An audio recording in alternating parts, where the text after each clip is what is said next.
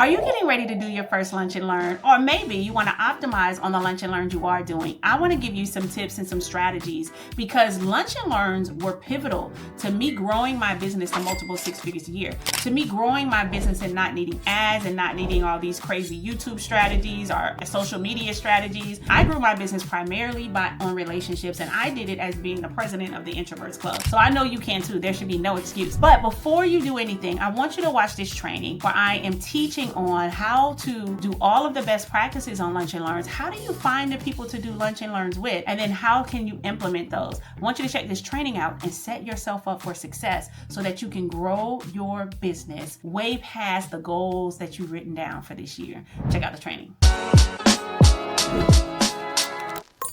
What are some of the ways to locate professionals to work together for lunch and learns, right? Appraisers, photographers, all of those, right? Like, how do I find these people? So what I will say is I found my people after I had already started doing contracts. So it was very easy for me to find my people because we were working together already, right? You're going to have a title person. You're going to have a lender. And if you get a pretty steady agent, they're using the same lender. You know, if you're working with an agent that is heavy in buyers, they're going to be using the same lender. So you end up building a rapport with them pretty quick. So you're going to know if they're good. You're going to know if they're responsive. You're going to know if they get deals closed. You're going to know if they stress out everybody that they ever met throughout the whole process, or if they make it smooth like butter, right? You're going to know that. So you're going to already be like, and they should be saying the same thing about you.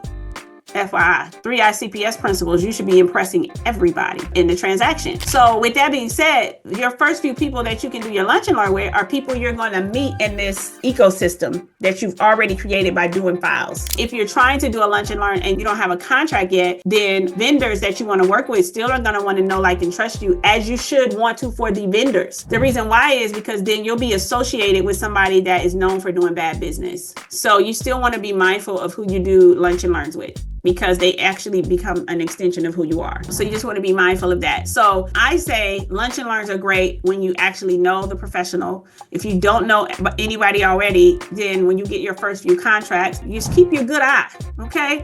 Keep your good eye on everybody you're working with. You know, you might have an inspector. You're like, this inspector is top tier. And then boom, let's do a lunch and learn together, right? So even if you don't really care for the lender, but you like the title company on that file, then make a connection with them. A lot of times that the title person that you're working with is not the same as the salesperson. So you just want to ask them, hey, do you have a salesperson in your office? I love to talk to them because I really like working with you. I want to see if maybe we can do some lunch and learns, right? And so they can get you connected to the salesperson.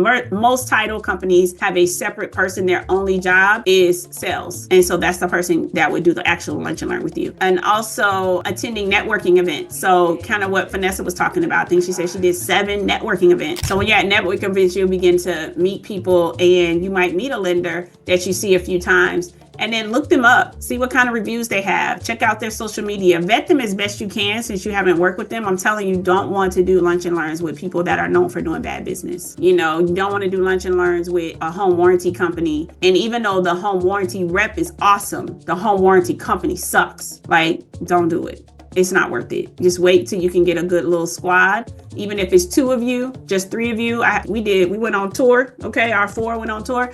But even if you can't get it up to 4, right? Just as few as you can get. And this day and age, you can do something virtually. You know, you don't necessarily have to do stuff in person, where it wasn't really the culture when I was doing it to do it virtually. That just wasn't even a thing, really. Like, you did classes in person, you know, you guys don't have that same culture that you're building in. So you can do a virtual situation, virtual training.